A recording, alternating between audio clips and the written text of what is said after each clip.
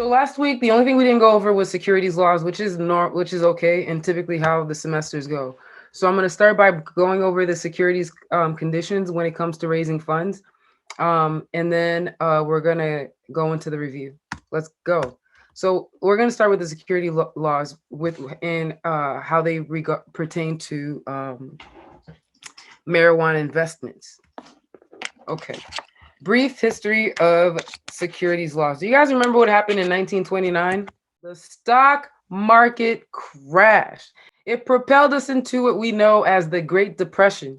Among the causes for this crash was that there was rampant sales fraud in securities throughout America. People were basically going door to door, selling people interest in businesses that didn't exist.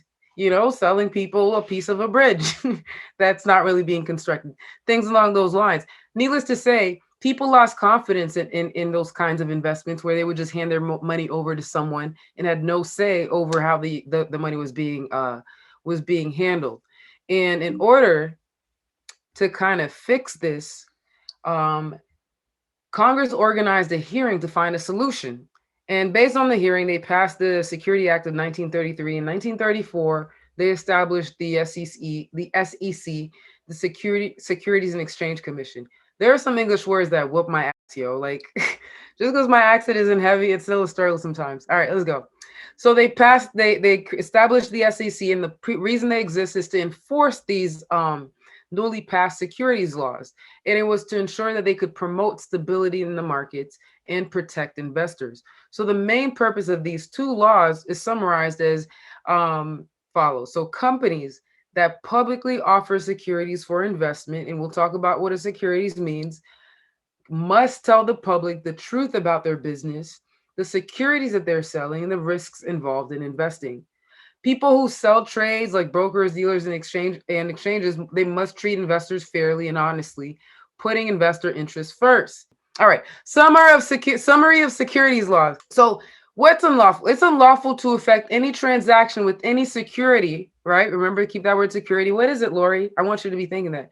With any security without first registering it, unless the security qualifies for an exemption. And when it comes to marijuana, you're going to want to find an exemption. ¿Por qué? Because we are still in a country where the federal government still puts marijuana as a controlled substance. So it's still illegal. So we don't want to be messing with securities laws. We don't want to put our things on exchanges. And you guys are probably thinking, but Big Mama, aren't there marijuana companies on the securities exchange? A lot of them are based out of Canada, outside of this country. And the ones that are here, the plant touching company is not actually what's on the market. It'll be like all the IP and all the other stuff. Is that making sense? Good. So in order to register security, because like another thing, even if this weren't a marijuana business, most companies do not want to have a public offering their first shot because it's a very expensive process, because you have to prepare this thing. You have to prepare a registration statement that includes a prospectus, which those things together require the following information. So you're going to have to disclose your company's business model and objectives, which a lot of people don't want to do, the description of your company's properties and business, description of the security to be offered, including the number and classes of shares being offered, information about the management of the company. Especially in marijuana, a lot of people do not want to be associated with this on paper. So to have a public offering where, you know, say you're a pastor and you're investing in a cannabis business, which is actually the case that has occurred, they don't want their name on things in public. So information about the management of the company's financial data, including your financial statements. You have to provide a thorough discussion of risk factors, because remember, what are they trying to do here? They're trying to build public confidence so that people can feel safe about engaging in these types of transactions. So they have to know the risk that they're taking. Also, description of how the proceeds will be used and dividend policies. So like I mentioned, these will become public. This is public information, and you can search any company that's publicly available and see what they got going on. So now to the question that I asked you to keep in your mind: what is a security? And I'm pretty sure, to be honest with you guys, the people who wrote the law don't know what a security is either. Because like anything that you define that needs this much to define it is ridiculous. So what's a security? I'm not going to go over this, but basically they define a security by listing everything that they think it is and also letting you know that it may be a little bit more than this. So a security is a note, a stock, a bond, debenture, evidence of indebtedness. Ultimately, the way I want you to think about what a security is, if you're taking your money and you're handing it over to somebody and you're not exercising much control over how they run it, that's a security. If you're buying stocks, that's a security. If you're using any kind of debt structure, like a note, that's a security. But things that are concrete, like a note, that's a security. But when you get far away, when you're just buying an asset, that's like shares, but you're not actually running the business, that's also a security. So it's a pretty hard thing to define, but that's your job, not mine. Just kidding.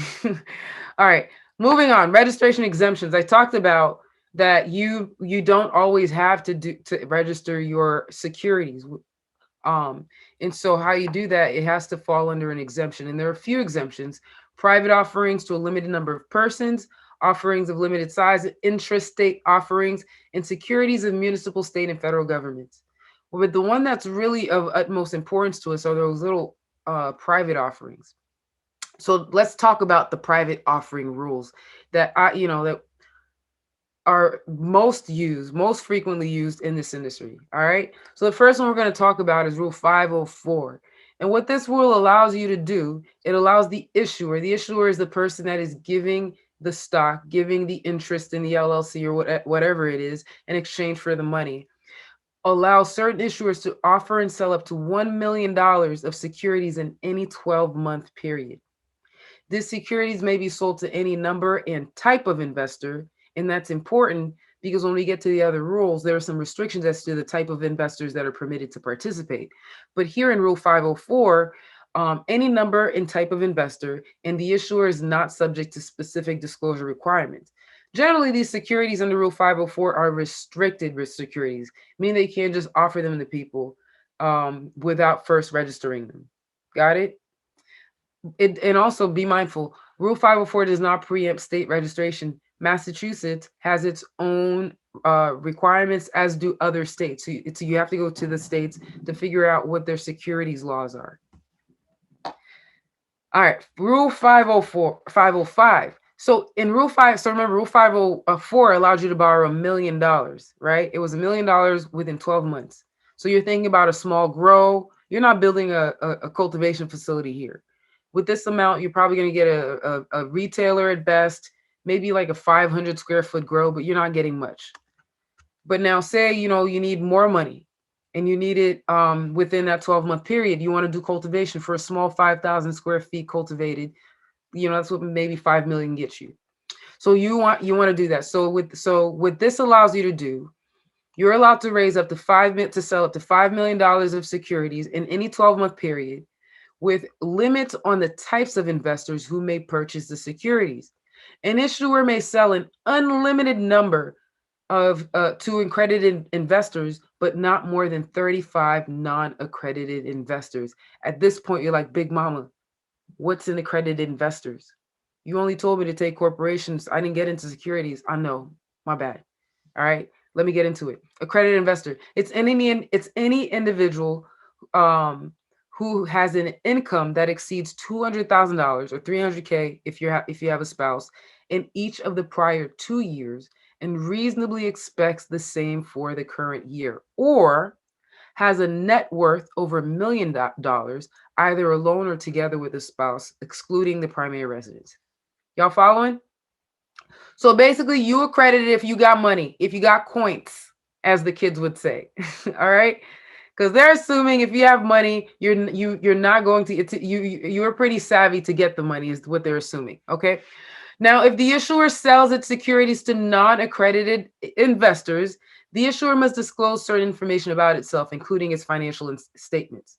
So if you choose to disclose to non-accredited investors, you must also disclose those to the accredited investors. So if sales are made only to, let's see, yeah, I just said that. Any information provided to accredited investors must be provided to the other. Any questions? Great. Have you guys taken securities? Is this pretty, you guys know this? Okay, good.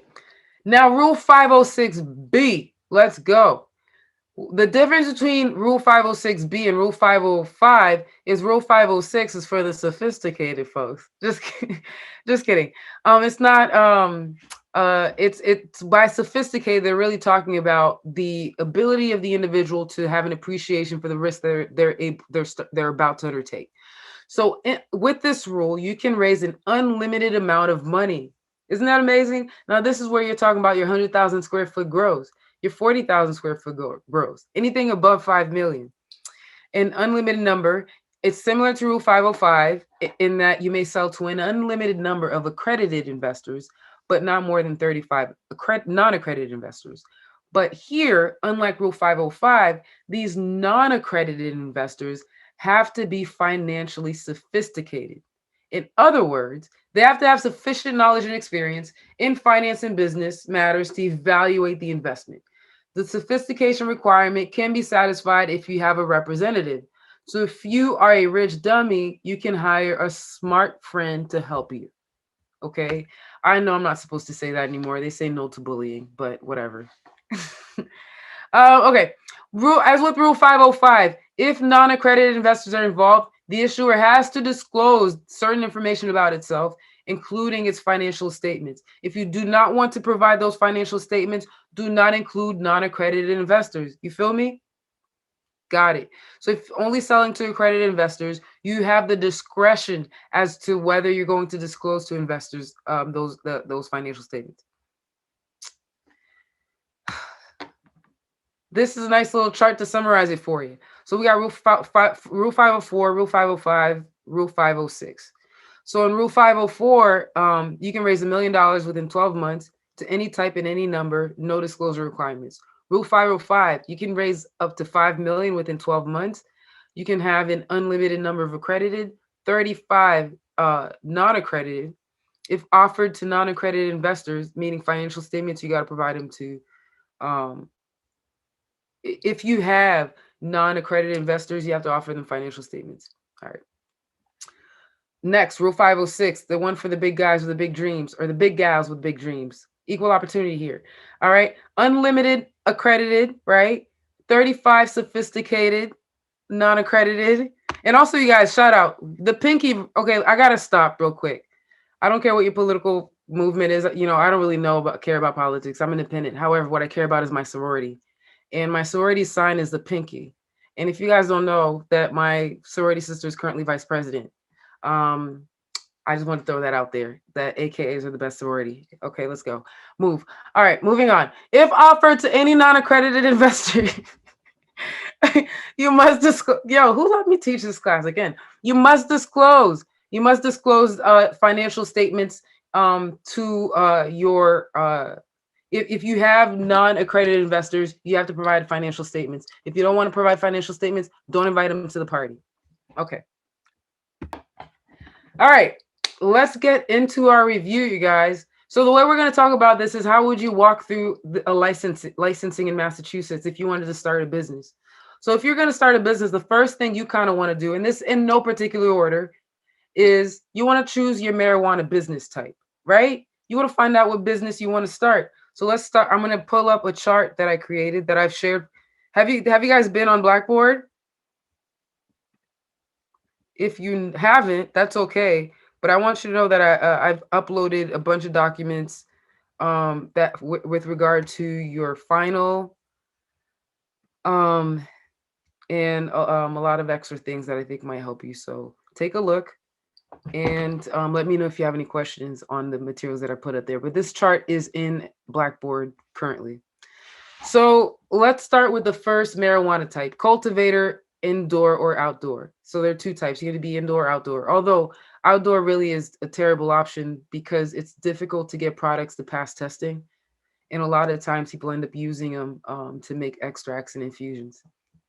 But anyways, if you have friends with farmers, it's no big deal. It's cheap to start. So, okay. So what can they do? They can cultivate, process, and package marijuana and transfer them to other marijuana establishments. They have 11 tiers. Remember, each increasing in canopy size. Starts with tier 1, 5,000 square feet, and it goes up by 5,000, 10,000 square feet, then 20,000 square feet, all the way up to 100,000 square feet. You're allowed to expand. So say you start at 10,000 square feet and you want to expand to 50,000 square feet. Well, you have to prove that at least that within the 6 months before applying for expansion, you were able to sell 85% of your product. Now, at the time of renewal, if you if you've been unable to sell at least 70% of your products within the 6 months preceding renewal, the CCC will relegate you to a lower tier, and that decision will be based on a number of factors, including cultivation and production history, whether your plant suffered something catastrophic, sales tax. To quote Rihanna, "Better have my money" is the motto for the IRS. Existing inventory and inventory history. Do you have sales contracts? Do you have inventory sitting for a company that you promised that you would hold this product for when they went through licensing? Any other factors that are relevant. They'll also, so that's it for license allowance when it comes to cultivation. What else? Yeah, that's good. In terms of ownership restrictions, PEDICs may not have an interest in any independent laboratories. They also may not own, this is a PEDIC in a cultivation facility. They can't own an interest in a micro business or craft marijuana cooperative. And if they do not have EE or SE, they also can't deliver. So next, maximum number of licenses. You can have 100,000 square feet per canopy divided between 3 maximum locations. There are no residency requirements. And let's see, you can deliver to consumers. Any questions?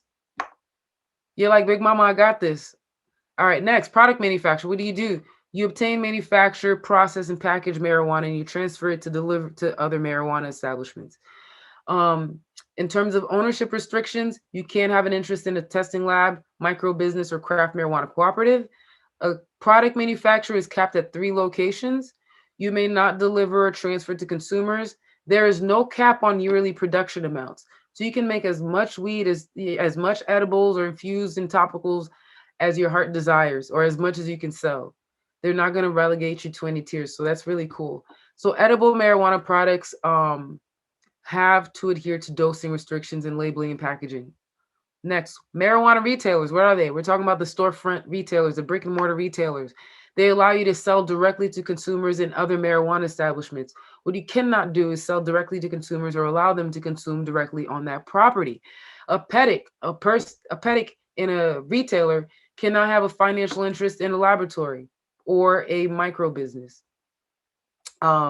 It used to be like they could also not have an interest in a craft marijuana cooperative, but that was clarified as not being the intention of the regulators, but that they really just did poor drafting. I hate when your business model is kind of halted because of poor drafting and resulting poor interpretation. But that's besides the point. Let's move on. You can't deliver directly to consumers unless you have a delivery certification, delivery registration. Moving on. Do you guys have any questions? You guys are pretty much experts. You're like, we've been talking about this. Now, delivery only retailers. I'm going to stop here and talk about delivery only retailers. Just this morning, I was in a rally to fight against companies that are trying to change, well, not fight, elucidate, educate people about the history of marijuana prohibition so they can be informed as to what stance to take on this whole delivery retailer. I don't like telling people to think. Anyways, so I'm bringing this up to say that even though it was approved last month that the changes that we had discussed, there was so much opposition that the CCC pushed their approval back and have requested public comments, and they will be making another decision November 30th. With that said, with everything up in the air, you will be tested only on how the law is written currently, not on the proposed regulations, because they're up in the air. Does that make sense? So these regs are what's in this chart is not what might occur. It's not what's been approved. It's what's in the regs currently. Now let's go. So what are we currently allowed to do in Massachusetts? Delivery only retailers. You can deliver directly to consumers from marijuana retailers with which you have a delivery agreement. There is an exclusivity period for these license types that have been given to micro businesses and businesses that are controlled by a majority of EE, economic empowerment, and SE, social equity applicants. No person or entity other than those disclosed in the application can be a PEDIC in a delivery retailer, and PEDICs can't have an interest in a laboratory. You can have 3 of these locations. I forgot what this one is. There's no residency requirements. You may not have. Well, as it was written, you couldn't have a location accessible to the public. And you had to deliver on behalf of you could not deliver directly from a cultivator or a product manufacturer. You could only deliver directly from a retailer. Got it? So when you're doing this, when you're deciding on your business model, I want you to take this into consideration if you choose to um, use this delivery retailer as your marijuana establishment, because it might be interesting to show how unsuccessful this model would actually be and how your business would actually fail, or give me a way that you could actually run it successfully. I don't know everything. I'm here to learn from you just as much as you're here to learn from me. All right, where are we? Moving on. Now we're in the marijuana social consumption. So again, we know that the state has to the state legislature has to pass a law that allows the cities and towns to put marijuana social consumption on their biannual election. So that hasn't been done. So social consumption is whiles away. But for purpose of this class, you can act as if it's available today. So what is marijuana social consumption? What are they allowed to do? Well, you can purchase marijuana from cultivators and manufacturers and micro businesses. You can sell it directly to consumers at an approved premise and allow consumers to consume directly on the product there.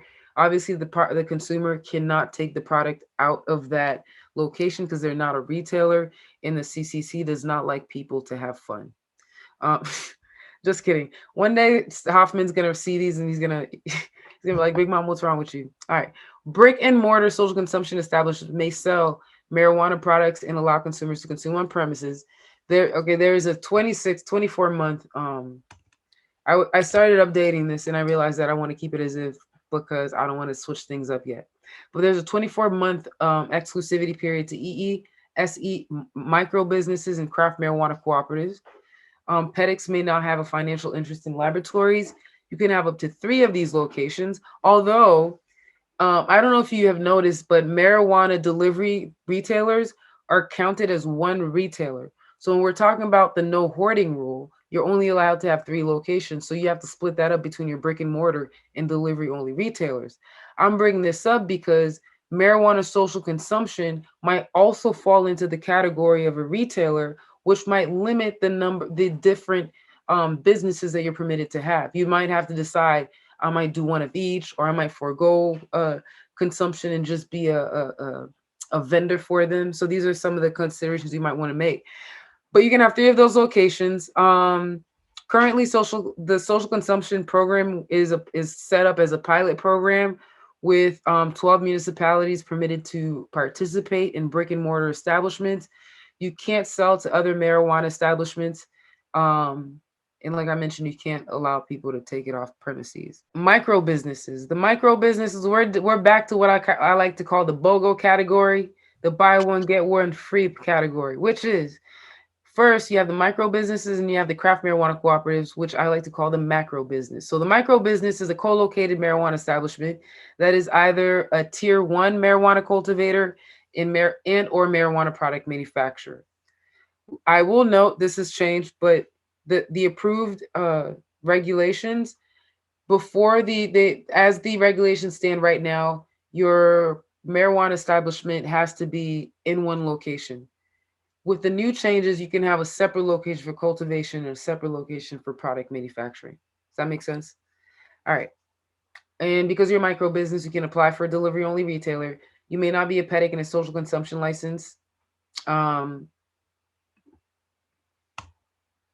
you cannot be a PEDIC in a social consumption license. And PEDICs may not have any financial interest in an independent testing laboratory. If you're a micro business, you're limited to so as it's written, forget what I told you about. You can separate it because that's when they approve things November 30th. But as the law is written right now, you can only have one license for a micro business. The majority of your executives have to be residents of Massachusetts for at least 1 year before applying.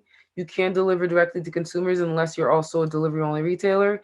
If you are also a marijuana product manufacturer, a very important cap is you are capped at purchasing only 2,000 pounds of marijuana or its dry weight equivalent in concentrate from other marijuana establishments, because the purpose of this license is to remain micro, to remain small. But it does come with another benefit. The other benefit is you get application fees that are waived and reduced if you participate in this program. Um, if you are, if you uh, apply for this license. Next, the next BOGO is the craft marijuana cooperative, which I like to call macro business, because it allows you to cultivate and make infused products, but on a very large scale. You can cultivate, obtain, manufacture, process, package, and brand marijuana products to transfer to marijuana establishments. You can participate in the social consumption pilot program. They're also one of the ones, as written previously, that were permitted to participate in uh no, sorry, they're just allowed to participate in the social consumption. If you are a PEDIC in a craft marijuana cooperative in a macro business, you cannot be you cannot be a PEDIC. This changed recently. You cannot be a PEDIC in an existing marijuana establishment licensee, transporter. You may not be a PEDIC in any other marijuana establishment except. So what this is saying is you can you are these are the only other marijuana business you're allowed to own if you're a craft marijuana cooperative. So so the only ones you're allowed to own is a marijuana retailer, transporter, research facility, and a craft consumption.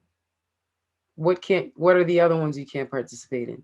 You can't own another cultivation. You can't own another product manufacturing. You can't own an independent testing laboratory. Does that make sense? All right. We're going to get through this, you guys. We're almost there. See, all members must be Massachusetts residents for at least 1 year before applying, and at least one member has to be a farmer and have filed a Schedule F tax form within a previous 5 years. Um, like I mentioned, you have a max of one license. You have an unlimited number of locations out of which you can cultivate. So if you have a hundred members in your cooperative, you can have 100 different locations. However, you are capped at 3 locations for product manufacturing when it comes to these macro businesses. Um, you cannot sell or deliver to consumers. You may only be organized as an LLC, LLP, or cooperative corporation. I added that here specifically because they do give you the option of being a cooperative corporation. And you have to operate consistently with the 7 cooperative principles that have been established by the International Cooperative Alliance 1995. It's basically something that tells you how to play nice with each other.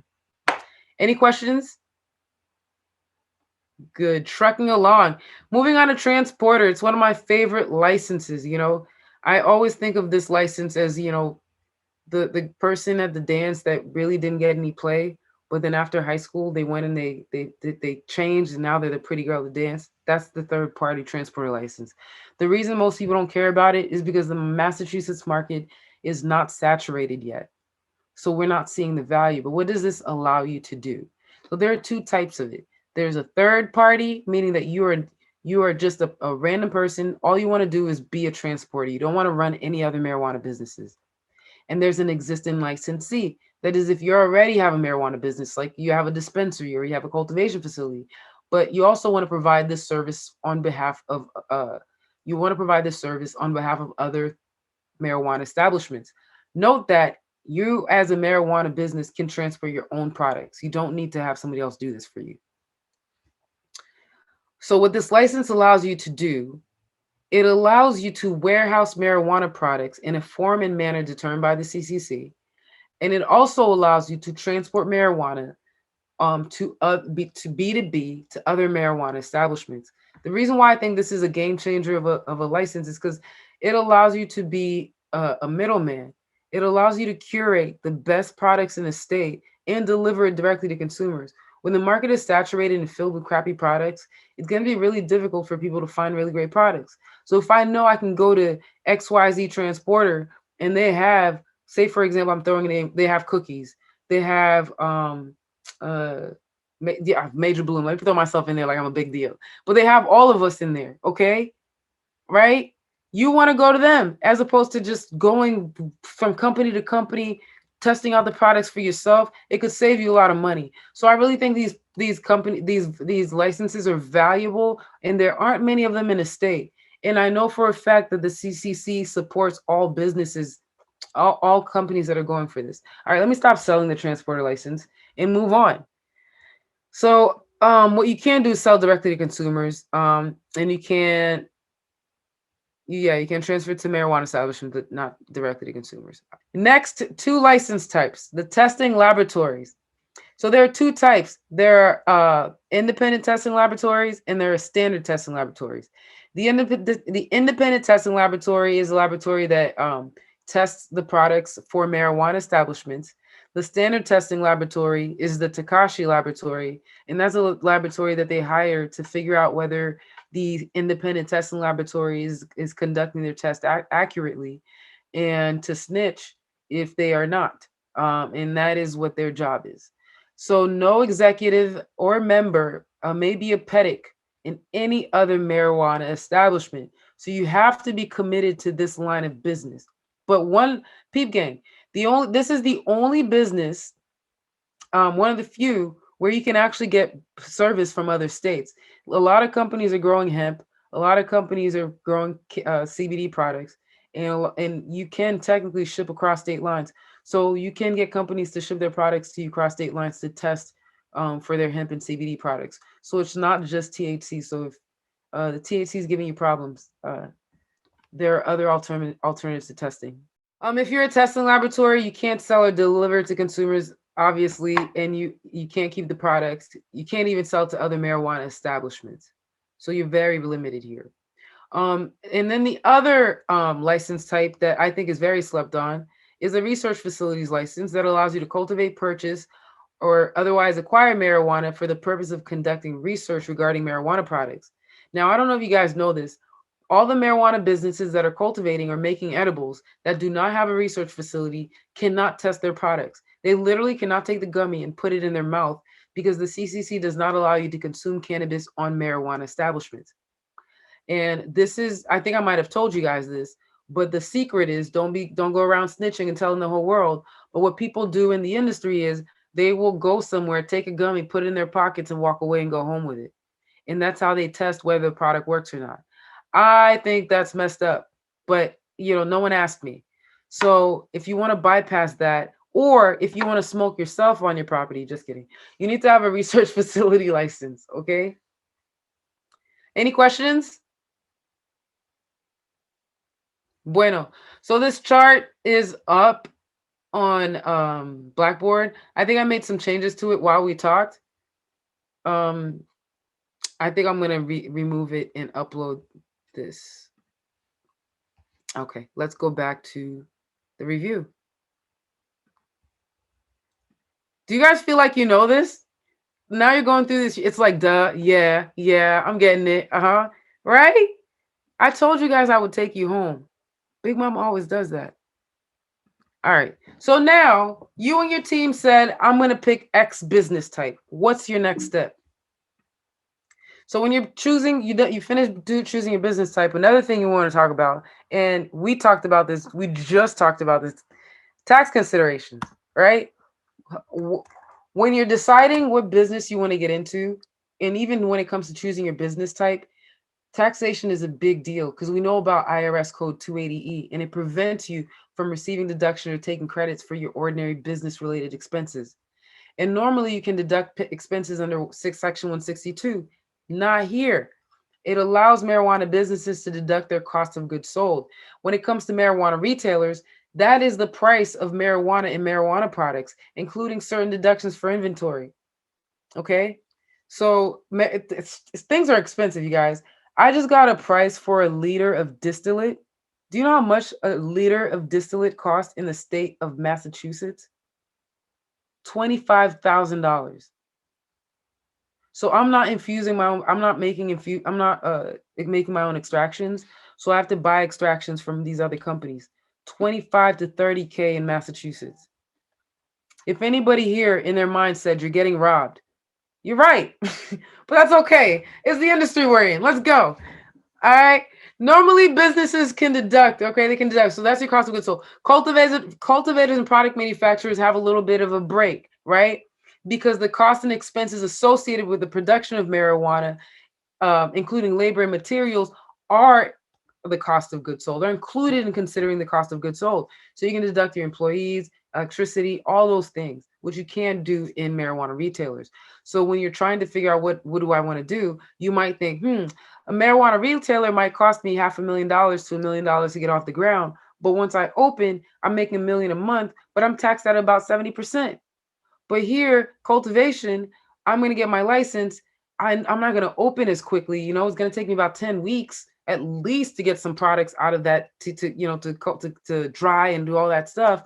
But once I do, and I'm selling at 5,000 a pound, and then I can also deduct my labor and all that, I'm realizing it might end up being more lucrative in the long run. Or maybe I might want to do both. I might want to co-locate. So these are some of the considerations you start keeping in mind when you're moving through and you're trying to decide which business type do I want to participate in. It's not as easy as I love this. Taxation is a big deal, and I'm going to tell you guys right now. There are many companies that are having a very difficult time keeping their doors open because of regulatory compliance and the high cost of taxation. But not you guys. You guys are bright. You guys are the attorneys with the business minds. You're going to find tricks that keep us open. All right. Next, Massachusetts taxes are another thing you have to think about, right? Municipalities can tax 3%. Remember, this tax is only on retailers. They can add 3%. They can have an optional 3% tax.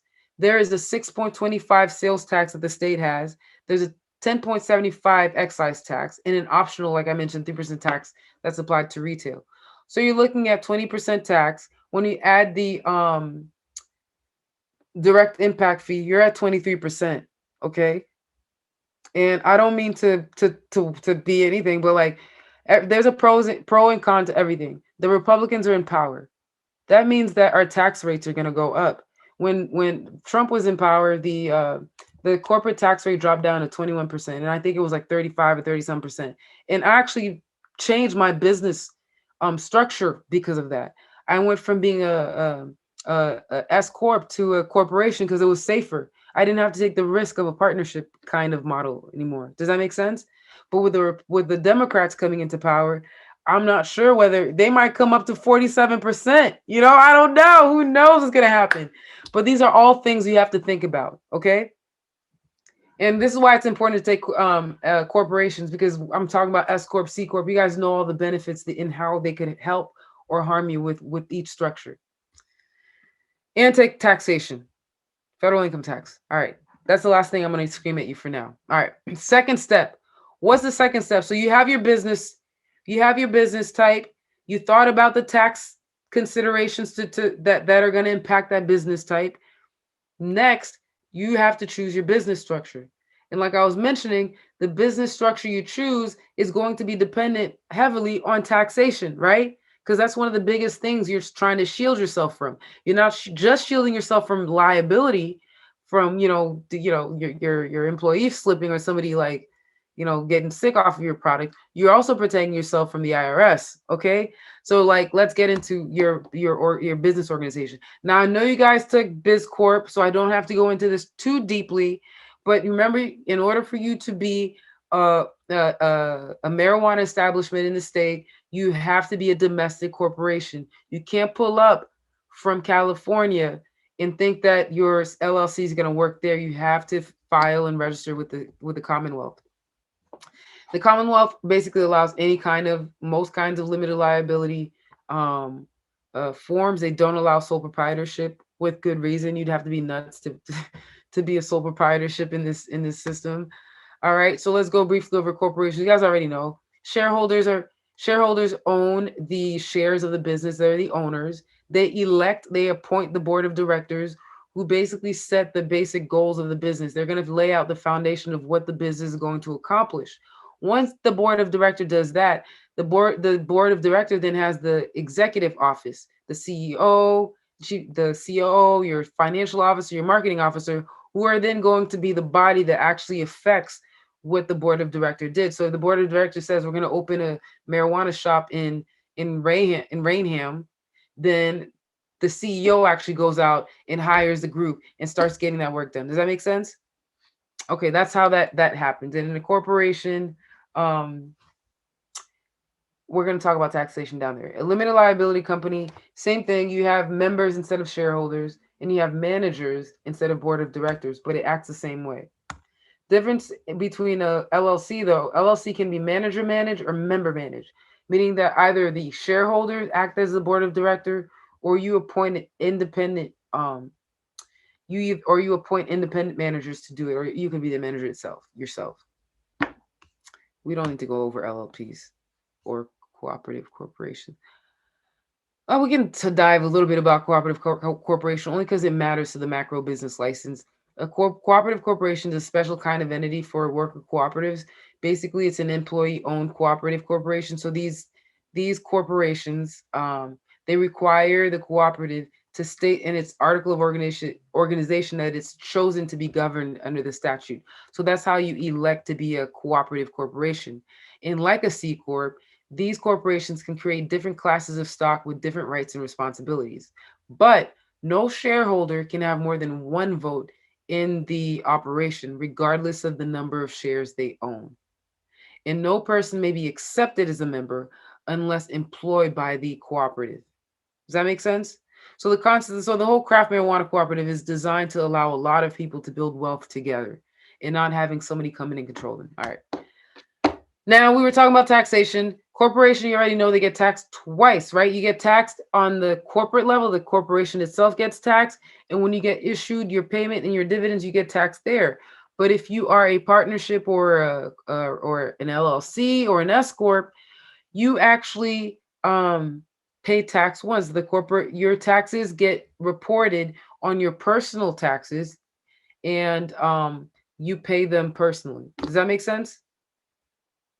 So there's a huge risk in a structure that is like a partner, that is like an S corp or a traditional LLC that's taxed as a partnership, because when we talked about those underpayment penalties, right, where people are sometimes liable to pay 100% of those of their fees because they've underpaid so much, they keep slapping 20% on the underpayment amount, and they're going to come for your stuff directly if you have an S corp or you're an LLC partnership type payment. So I personally chose corporation, but some people like to take major risks. Your CPA and your compliance officer might be the best, the Michael Jordan of CPAs and the Michael Jordan of compliance officers, and you're fine. But there is still a risk that I want you to be mindful of, and that's very important. Okay. Next step, moving on. Third step, again, these steps don't happen in any particular order. You might have a team before you have the idea about with the business type, but just be mindful. But it's just an easy way for me to think about it. It flows. So you figure out what business you want to start. You thought about the taxes, right? You thought about the business structure that you're going to start. Now let's fill it up with people. Who do you put on your executive management team? What are their limitations? Whoops, did I not put this? Oh man, I messed it. What happened was this slide it came after.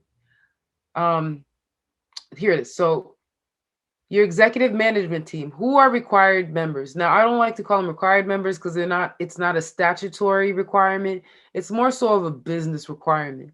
So who do you want to be on your team? You need to have a CEO.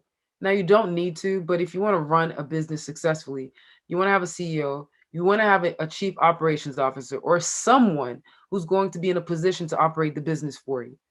You also want to have somebody who's a chief financial officer who's going to set goals, who understands the the tax landscape and who's going to help you reach those goals. And you also have connections for fundraising.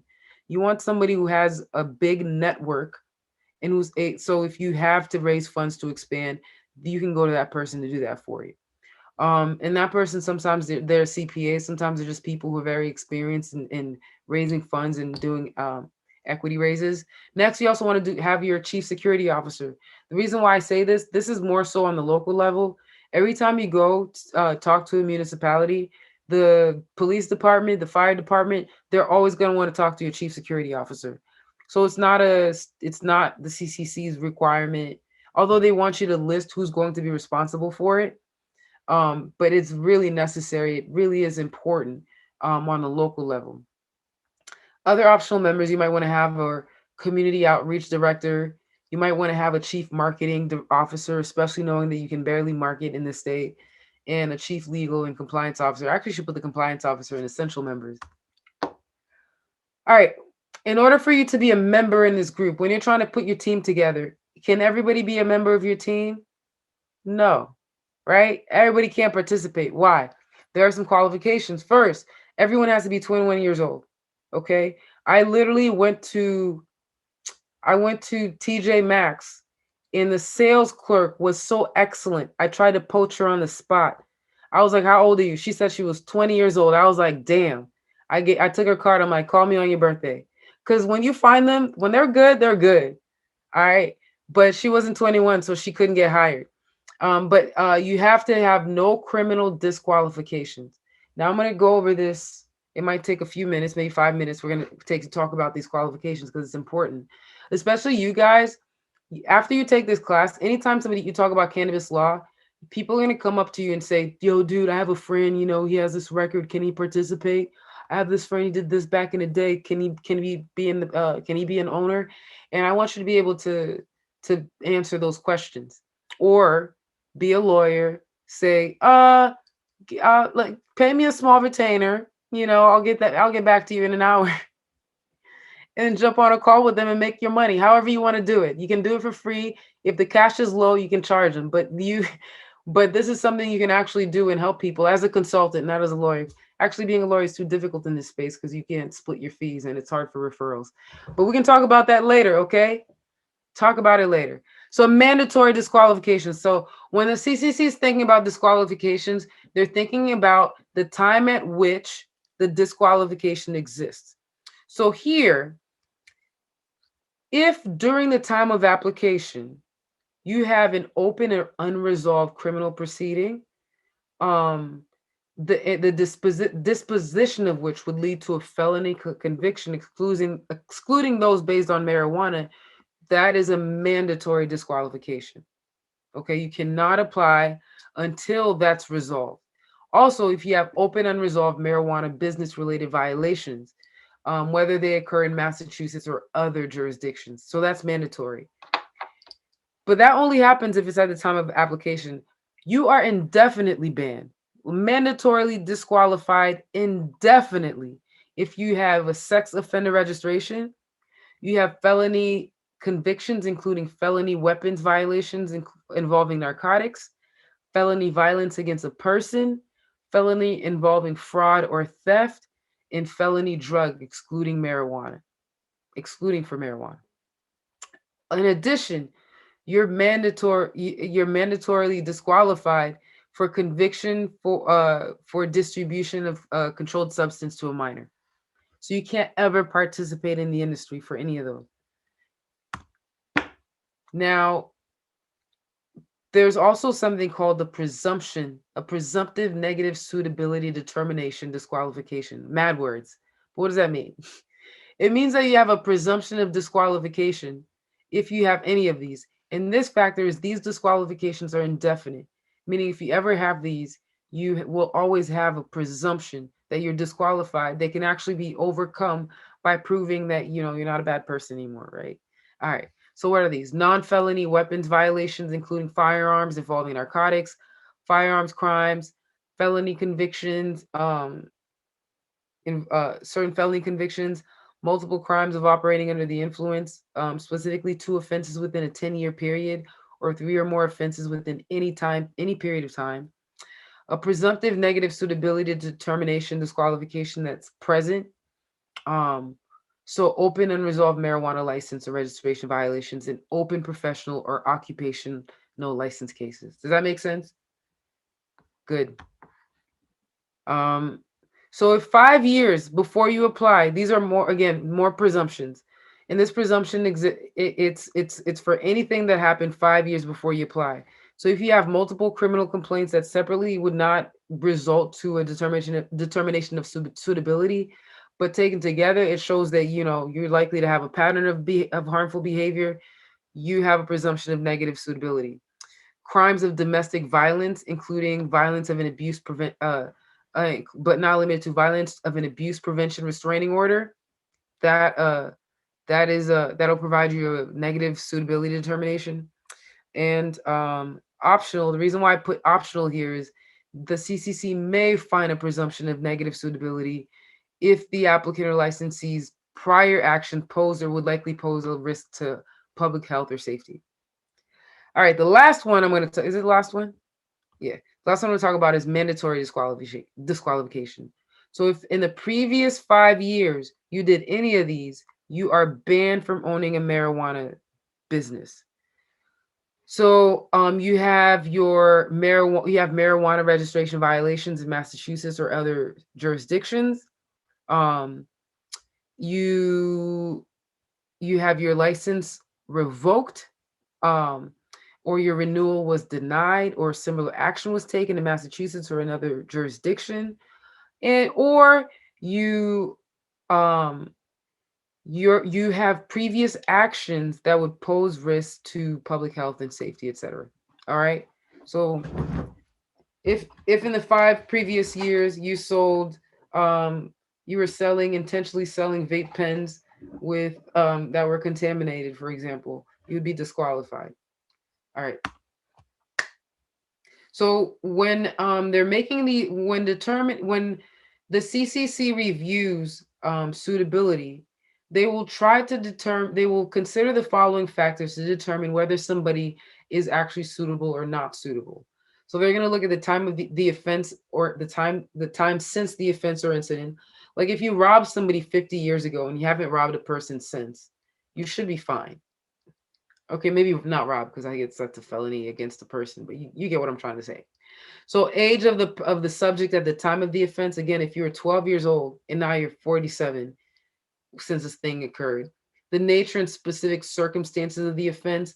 Were you a kid? Was your mom sick? Did you have to buy her medicine, or him buy? What are the issues surrounding this? How long was the sentence imposed? Did you have to go to prison? Was it criminal? What penalty or discipline imposed, including damages awarded, if it was civil or administrative? What's the relationship of the offense or incident to the nature of the work to be performed? So was it a crime where you were, I would like to say marijuana business tangent, or were you committing fraud? Like, what were you doing? Number of offenses or incidents. So was this one offense, or did you have like a string of offenses that you were committing?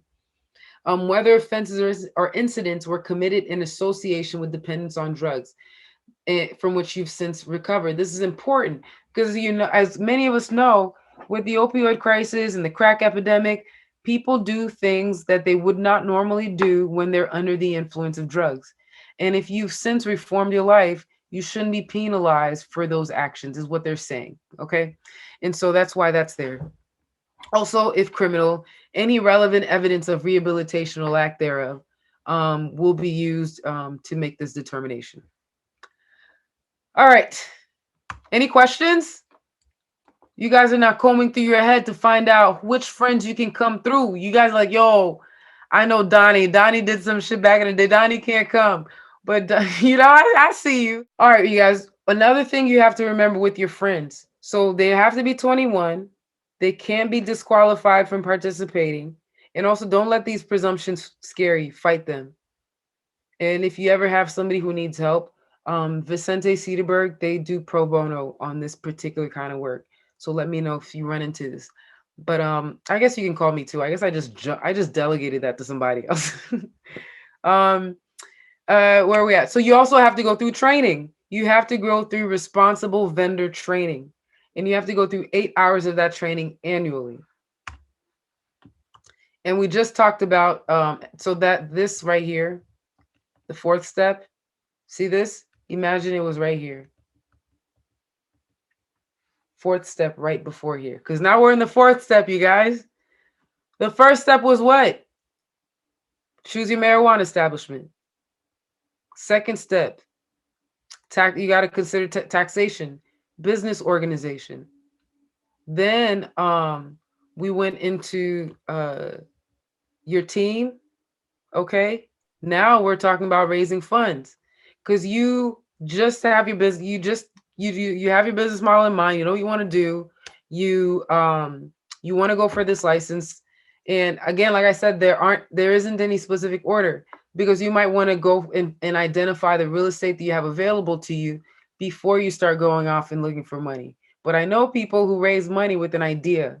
So don't let people fly. I have a client who's raised money and sold products that she doesn't even have a license for yet. Why? Because she's a boss. She's literally a boss. Okay, where are we going? So we just talked about this, you guys. You remember this? Rule 504. Do you want me to go over it? Good. Okay, I saw it. So rule 504, let's do it. When you're raising funds, there are 3 options. And the way I like to think about it is the size of my business and how much money I actually need. If you're opening up a delivery only retailer, you probably only need rule 504, right? You don't need more than $1 million to get a few cars started, and within a 12-month period. So you can, within this model, rule 504, you can have any type and number of investor, and there are no disclosure requirements. But if you want to go and expand, maybe you want a tier 1 cultivation facility with a product manufacturing, you're looking at 5 million within a 12-month period. You want to have you can offer it to an unlimited number of accredited investors, but only 35 non-accredited investors. And under rule 505, these accredited investors are referring to people who have $200,000 in net worth individually, or $300,000 if they're married, or $1 million net worth excluding the value of the primary residence. And with this situation, if you do not have any accredited investors, no need to provide financial disclosures. But if you have these non-accredited investors, you have to provide these financial statements. Why? We talked about the Securities Exchange law was started because people had no faith in the market. And so if had no faith in the market and they were being lied to. And so they want to make sure that people who aren't sophisticated, people who aren't used to these industries, have documents necessary for them to be able to assume the risk that they're undertaking. Is that making sense? Good. All right, rule 506. Now you can have an unlimited, okay? We're talking about this is for the big ballers, the shot callers, okay? Those who want to start big, where you need more than $5 million within a 12-month period. So for these individuals, you can have an unlimited number of accredited investors and 35 sophisticated non-accredited investors. And for you to be sophisticated, what does it mean? It means that you have the knowledge sufficient to be able to understand the risk that you're undertaking. Now, you don't have to have that knowledge personally. You can hire a smart friend, okay? Step 5, which again can happen in any order. You might find a piece of real estate and be like, oh my God, this should be a marijuana business. What kind of business should it be? Let me find out what to, it goes in any order, okay? So 5th, identify real estate. What do you want to do? You want to go to the marijuana zoning tracker. I've pulled this up before. You go on that, it's on the CCC website. I've put it here, and you find a town that seems like you want to that has law, that has ordinances in place. Once you go in there, you go and you read the ordinance, and you find out where they've allowed these marijuana establishments to be located. So you might find zone G1, zone Z3. Remember we did this for Worcester? Do you remember this or Should we do it? So if you have any questions, let me know and we'll go over it. So you go in there, you find out what the zone is, and then for your final, you're gonna do this exact thing, and then you're gonna go into that zone and you're gonna find a piece of property. And it doesn't have to be a property that's actually for sale. Just go into that, go in, Google a place in that area that you think might make a good business. You have to make sure it's not within 500 feet of a school. It doesn't violate the buffer zone for that city or for the state. Is that making sense? So that's what you're going to give me on this exam. Same thing. You're gonna marijuana establishment. Tell me what marijuana establishment you're choosing. You're gonna tell me why you're choosing that based on the preference for the business and the tax considerations. You're also gonna tell me how you organize your business, right? Why did you choose that structure? You know, did you choose a C corp? Did you choose an LLC? Did you making an S corp? Why? And all you see how it's all related. Then you're gonna go and you're gonna tell me who's on your team. What are their qualifications? Are they 21? Do they have records? Obviously, they're all gonna not have records, or else you might make it fun. I don't really care. You could you do what you got to do. Um, do they have records? Or do they not have records? Okay, what makes them qualified to run your business? And you can make this whole thing up, but these are all things that also, if you come to me, you could go to a municipality and you're asking them for a host agreement, they're going to ask you the same thing I'm asking you. What makes this group qualified to run the business in my town? I need to make sure that I get my 3% sales tax and 3% direct impact fee. And if you can't run the business, I'm not going to get that money. You got it? That's literally what they tell you. So you have to make sure that you're telling me why they're qualified. Make it up if you have to. You might be like, oh, I know Superman. Superman actually has this green, whatever. You come up with it. All right. So you read the ordinance, you find out how far they are, and if there are any pertinent operational requirements, like if they have restrictions on storefront, if they have restrictions on signage, if they have restrictions on hours of operation. Those will all be in your ordinance. And I've already provided you the easiest one. If you guys want to suffer, please go to Boston. Um, yeah, Worcester's easy, Attleboro's easy. A bunch of places are easy. Even Cambridge isn't that bad, but it's just the way that the zoning ordinance is it's set up in Boston. It's just hard to navigate. All right, 9:12. We're doing good on time, you guys. And that's kudos to you, because if you did not understand this information, I would not be able to move through as quickly as I am. So shout out to y'all. Unless you don't know what the hell's going on and you're just waiting for this to be over. Either way, shout out to you. Okay. 6th step. What's next? Comply with municipal requirements. Okay. What are those requirements? Remember, you have to have a community outreach meeting. Now, I don't want you to actually have a community outreach meeting, but I want you to tell me that you are going to have one. I want you to tell me that you're having it within 6 months before you submit your application. And you might even tell me that you're doing your the 6 months. Yeah. Tell me that you're going to conduct it before 6 months. Tell me the information that you're going to include. You don't have to, it could be one slide, y'all. Tell me that you're going to talk about who your marijuana establishment is, and it could be easy. The slide could just be this basic info. Like it could be the notice where you just have the marijuana establishment, the address. Just tell me that you're going to be discussing things that we will discuss, steps to prevent diversion, a plan to positively impact the community, information that's going to be adequate to let the neighbors know you're not going to be a nuisance. So I want you to know, I want to know that you know this, because if you go into the crowd, this is what you're going to have to be faced with, and they're going to expect you to know this stuff. How you going to keep my kids from smoking that grass? I don't know why they have that southern accent in Massachusetts, but that's what the moms sound like to me. Okay. So also you have to give them a chance to ask you questions. Have your nicest, friendliest, least ego containing person go to this meeting. I know people who nothing offends them. This is who goes to this meeting. Although I will say no one really shows up to these meetings anymore unless you're in the city of Boston. All right, next. Notice, content, you got to talk about the you remember you have to provide notice. So I just finished talking about the meeting itself.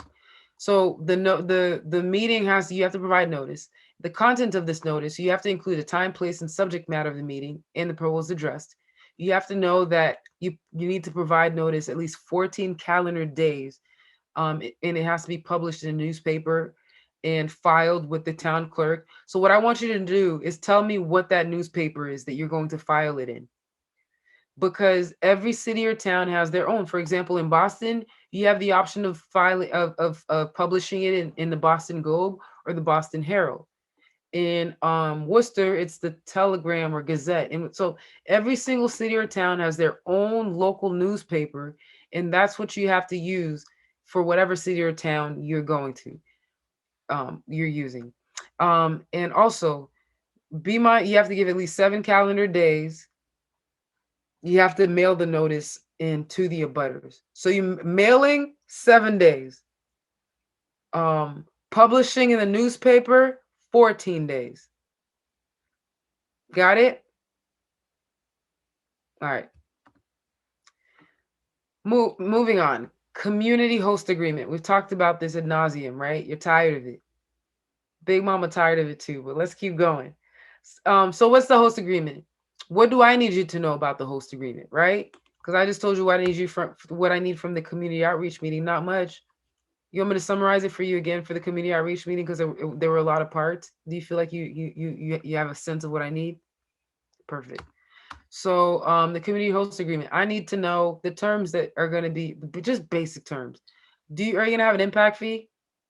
Yes. Are you going to have taxation? Why is that important? If you're a manufacturer, are you being taxed? No, the tax only applies to marijuana retailers. What applies to you is the direct impact fee. So I need to know that you know which entities this 3% local tax applies to. Does that make sense? Um, and how long your contract's going to be for. You're going to do 5 years, 3 years.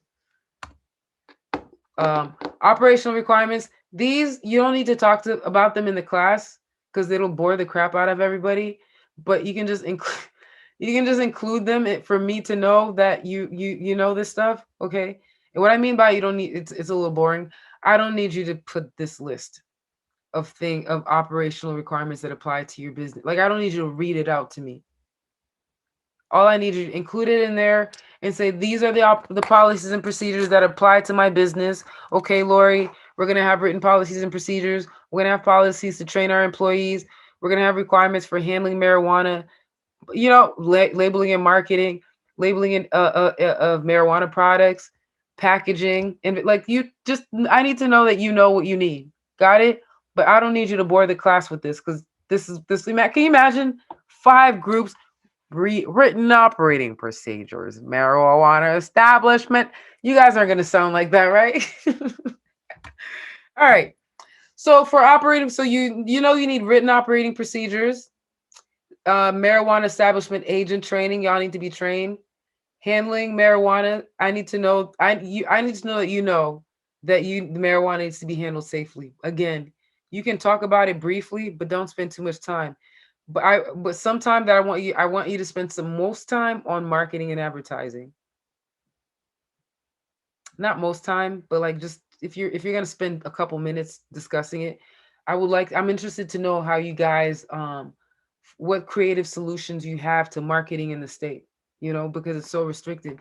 Handling safety and sanitation, that's easy. You guys can easily do that. All right. Now, this is just for your review. This is not what I expect you to give me in great detail, but I need to know that you understand why these policies are here. What policies and procedures do impact this business? Well, they fall into a number of categories. You have your security and safety operating procedures that include your security measures, your plan to prevent diversion to those who are 21 years and younger, quality control and testing, emergency procedures, including disaster plan, or if somebody tries to break into your store, like how do you protect your employees? Personnel related operating procedures, so like employee security, staffing plan, staffing records, alcoholic, smoking, drug-free workplace. I told you you're not allowed to smoke on the property. This is the policy that requires that. Like, you see, it's the no fun policy. You can't even drink. Get that? That's ridiculous. All right, sorry. The wrong things get me fired up. I know this. Okay. Policy for the immediate dismissal of any dispensary agent who has diverted marijuana or engaged in any unsafe practice. List of all board members, executives, and member RMDs. So you guys know that you're going to need all this for your application, right? That's why I'm putting this out here. Your hours of operation, you have to submit this. Description of the various strains of marijuana to be cultivated, sold or as applicable in the forms in which they'll be sold. They also want you. So a lot of times people ask me whether they have to keep getting permission for new formulations, new edibles. No, what you do is in your application you submit the list of all the products you intend to manufacture, and you're going to keep those products in a catalog on your property. As you add products to it, you update that catalog and you keep that catalog on your business. And that's what the CCC checks when they need to check or at times of renewal. But you don't need to keep updating it. All right. You also need policies and procedures for handling cash on RMD premises. That is less of an issue because there are a lot of cash transportation businesses right now. You need policies for storing your marijuana, policies for policies for storing your cash, collecting the cash, and transporting it to financial institutions. You need a policy for storing marijuana and for record keeping procedures. I don't know if you guys remember when I was talking about taxation in the last class, but one of the biggest things that hurt some companies is their inability to provide proof with their records. Like, poor record keeping will cost you money. Okay. Also, if you're in the cultivations and things like that, it's important to note that there are energy efficiency and conservation requirements, and this is new. There's some that's super annoying. Right before they changed the law, I submitted my application, and I did not need this. I did not need this policy. I let too much time go by, and then I had to resubmit something else, and they came back and said I had to resubmit this policy because the law had changed and blah, blah, blah, blah, blah. I'm like, now I have to write another policy. Okay, let's go. And I did it, obviously, but still, it was annoying. So you're gonna have to submit this. Okay. So we have our policies and procedures. We know that you have to train your employees, right? We talked about training earlier on in class. And I'm going to break down a little bit more about some of the training that we're getting into. And I'll leave a few minutes for questions. All marijuana establishment agents must complete training before they perform their job functions. Training has to be tailored to the roles and responsibilities of the job of each marijuana establishment and has to include the responsible vendor training. Agents are responsible for tracking and entering product into the seed to sale system. Have to receive training. If your job entails, checking ID, scheduling calls and things like that, you don't necessarily need to go through that training. At a minimum, you receive 8 hours of it. I'm not going to go over this in too much depth for you guys because we already talked about it. But the most important thing I want you to remember is that this is a training that is repeated every year. And you have to complete it within 90 days of being hired. And that's it. This I'm including because in case one of you guys want to join and become a vendor for the responsible vendor program, what you want to know, and this is, you could also choose to do a responsible vendor program. No, I don't want to respond. I guess this is the only business type I don't want to see. I actually want to see a marijuana establishment agent for your final, that is. So, but apart from that, just for our review, no person who is a responsible vendor can have an interest in any other marijuana establishment. These terms are for 2 years. The program must include at least 2 hours of instruction time. It can be taught in real time. It could be virtual. They have to provide documentation of attendance and successful passage of a test. If you don't speak English, they'll try to, if you don't speak and write English, you have to successfully pass a written test with a score of 70% or better. Sorry, if you can't speak English, they're going to give you a verbal test. That would have been messed up if you can't speak English and they're giving you a um, uh, a test in hardcore English. Okay, providers have to solicit effectiveness from individuals, so you have to get assessments, and you got to keep a record of training.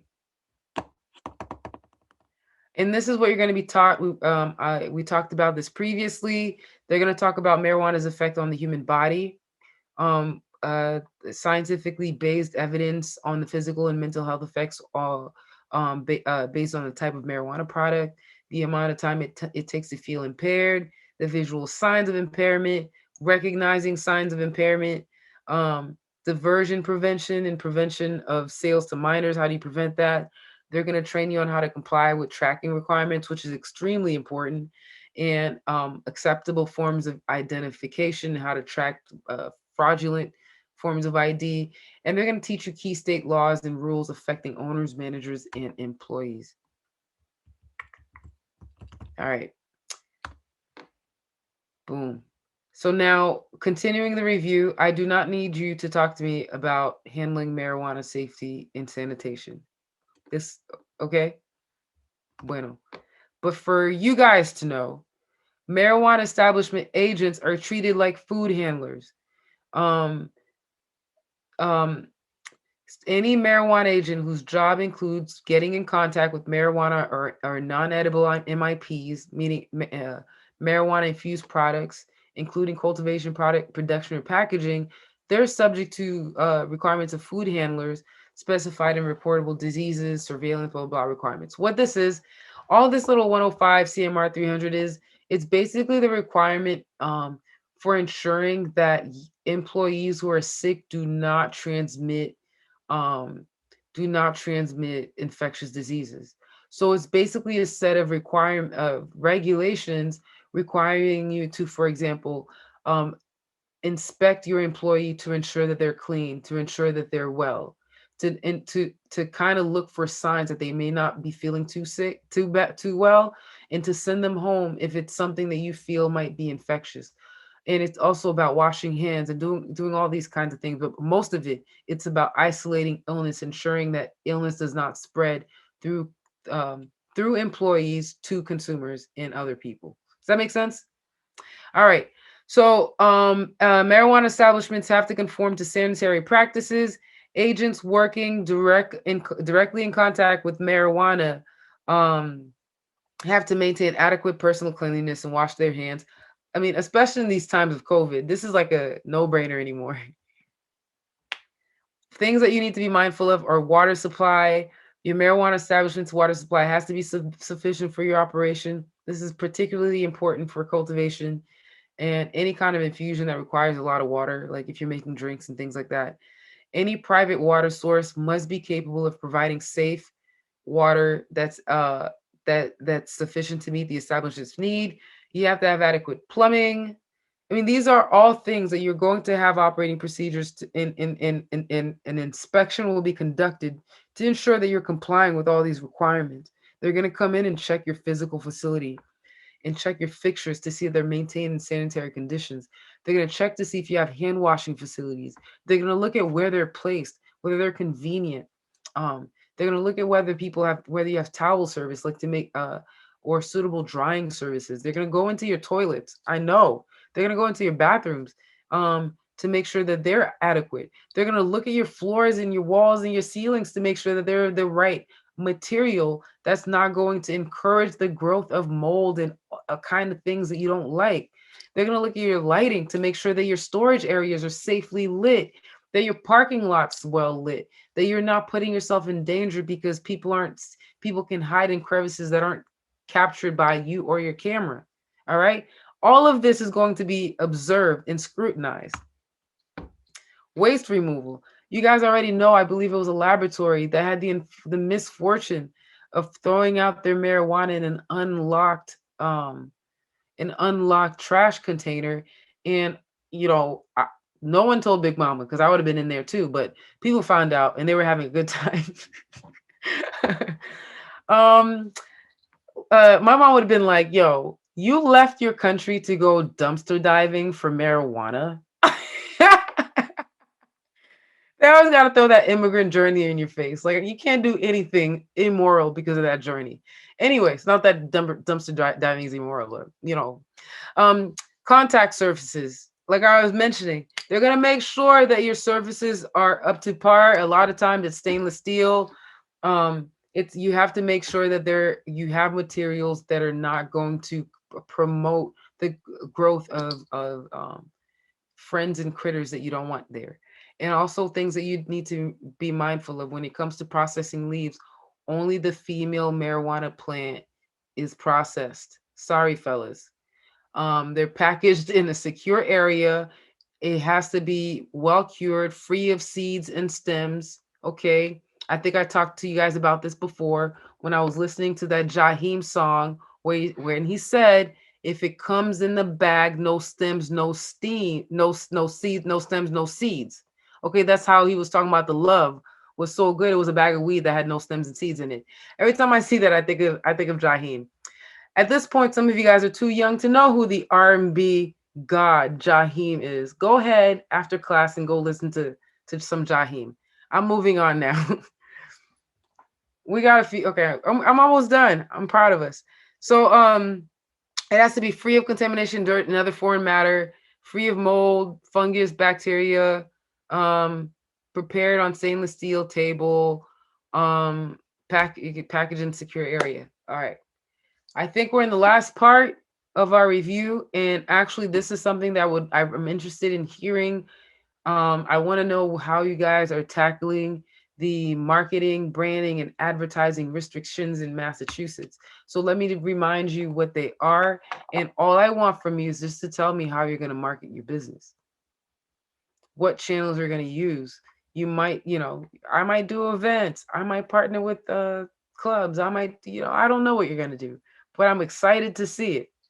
Every year I get blown away by these marketing tactics. All right.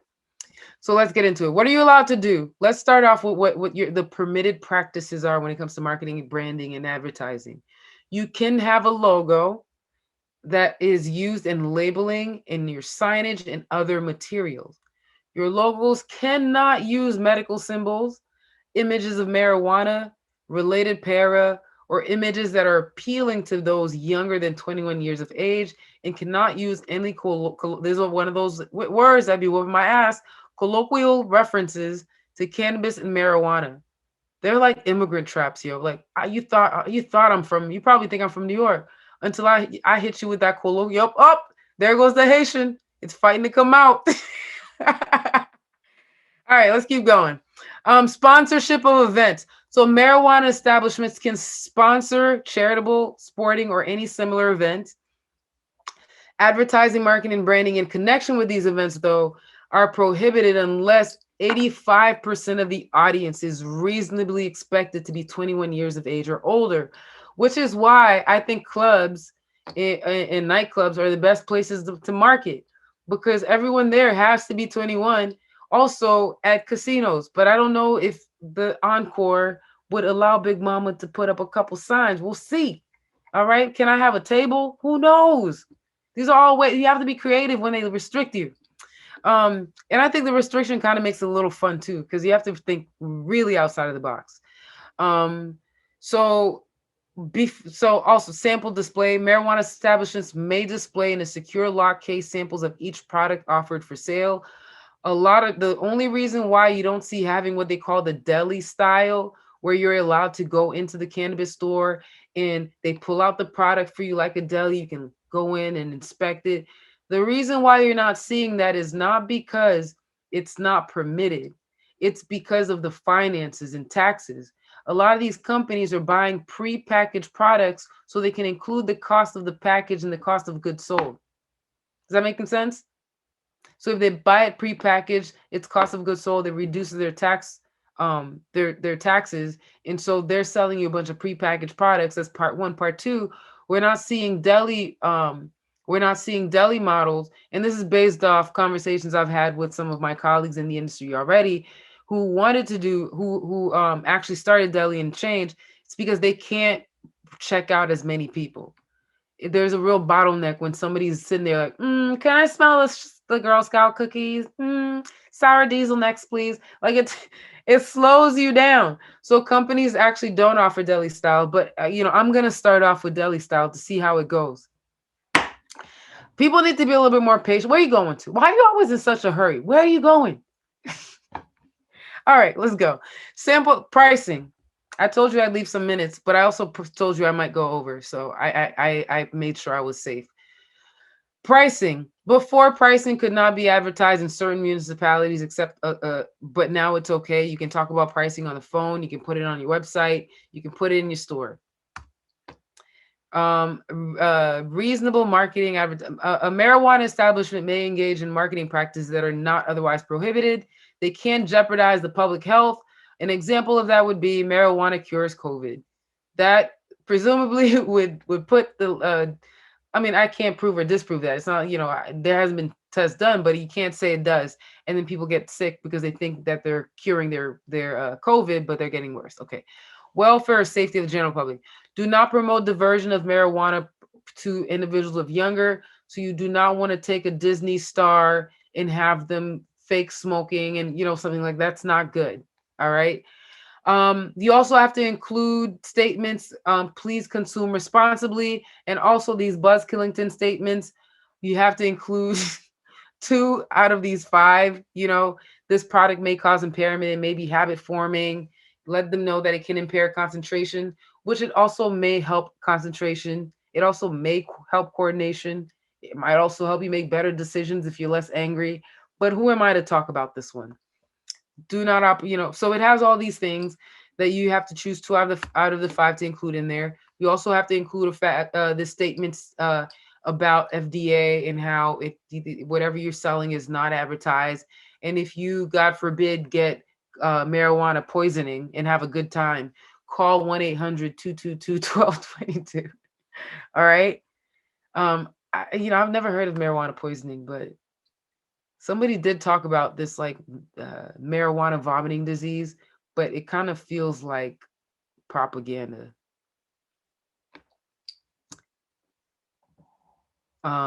Next. You can't have deceptive, false, and misleading statements. First of all, you shouldn't be lying anyways. Your mama should have told you that. But if you didn't, the CCC is going to reaffirm that you could not be deceptive. You can't have false and misleading statements, especially about other licensees. You can't talk about your product. You can't have misleading statements about your product, about other licensees. You can't talk about the safety of a product unless it's been tested or have clinical evidence as determined by the CCC. Now, what's interesting is the CCC will approve your research and allow you to label them accordingly. And I know that the FDA has nothing to do with the THC right now. They're kind of staying out of it slightly, but it's still a little dangerous to kind of rely on research from a research facility license. You know what I mean? In order to promote your products, because the FDA will come for you. All right. Let's see. Prohibitions pertaining to those under 21. Again, you can't have advertising that appeals to those who are 21 years and older, who appeal to demographics that are 20 years or younger. I think this is actually problematic, again, because I do see that a lot of the older folks like things that young people like. My little cousin is 5. She likes Air Maxes. I like Air Maxes. I Millie Rock. She tells me, stop Millie Rocking. You're old. So, but we like a lot of similar things. The era that we're living in. People, we used to have dad outfits. Now dads are dressing like the kids. It's like different. So it's hard to tell what's going to be targeted towards those 21 years in younger. But whatever, it's up to you guys to tell me how you come up with this during your final. Okay. Um, operate. You have to verify that people are 21 years of older. Um, on your website. Any marketing that you do, whether it be on a billboard, on the radio, television, mobile, whatever, you have to make sure that at least 85% of the audience is projected to be at least 21 years old. Um, and uh, and when it comes to mascots, cartoons, brand sponsorships, and celebrity endorsements, you can do all of that as long as it does not appeal to somebody younger than 21. And you guys entering football. I know I was supposed to bring Hakeem Valley. His schedule went crazy, but I have a lot of friends who are in the NFL. I have friends who are, and if I want one of them to be the face of my business, who loves NFL players and athletes? Children. Is there an argument that by having an athlete be the face of my brand, that I'm advertising to people who are younger than so the answer is it depends on what they're saying and how they're saying it and things like that. But it's a bit of a gray area, you guys. You can't use vehicles used with radio or loudspeakers for advertising, which is unfortunate because when my mixtape drops, that's what I wanted to do. Just kidding. You can't use radio loudspeaker equipment in any of your marijuana establishment for attracting attention to the sale of marijuana. You can't use unsolicited pop-up advertising.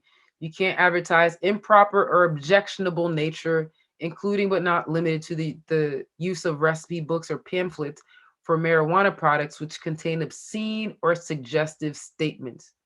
See, first, you guys have heard my mouth, right? Are they telling Big Mama not to talk like herself? I find that offensive. Okay. You can't advertise on public private vehicles. You can't advertise at bus stops. You can't wrap taxi stands, transportation, waiting areas, any of those places. And it makes sense because children usually go to those places, right? I don't think kids should be there without their parents, but hey, I guess if you're 12, you can go on your own. Okay, I guess let me not judge. When I think of kids, I'm thinking about a 6-year-old pulling up to the bus stop, going to school by themselves. You can't give discounts, point-based reward system, customer loyalty programs, none of that. Also, you can't advertise on you can't no advertising, marketing, or branding on clothing, cups, drink holders, apparel, accessories, electronic equipment, nothing. Novelty items, anything that's portable. You can't have those promotional items for advertising. Let's see what else. Right. You in terms of your signs, I don't really need to know about your signs for or external the exterior of your facility, but just for you to know, your signs can be lit 30 minutes before sundown. They can only be lit 30 minutes before sundown until closing. Um, and advertising on billboards, you can't do anything like that if it violates your local ordinance. The exterior facility, you can't use the outside of your facility the way you see liquor stores do it. You ever drive in front of a liquor store and you have like signs for Hennessy, Red Label, all of that? But you can do that here. Your the outside of your facility can have branding or marketing, but you can do that on the interior of your business. So as soon as they walk in, you can bombard them with advertising. But I mean, I guess too much could be a little tacky. Pricing, you can't typically market your price except, like I mentioned, through a catalog or printed list. You can put it online on your website, and you can also have it in store. Um, and you guys, I think that's it. That is the last piece of information. We're done with the review. We're done with the information for cannabis law for fall 2020. Woo! I wish I had my blunt rolled, pero it's not.